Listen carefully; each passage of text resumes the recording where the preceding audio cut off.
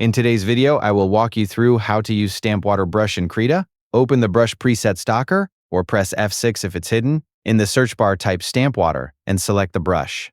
Start painting using single clicks or short strokes. Click once to place a single water stamp, or drag your brush to create a chain of textured water stamps. To customize the brush, press F5 to open brush settings. Adjust the size to make the stamps larger or smaller. Change the opacity and flow for stronger or softer effects.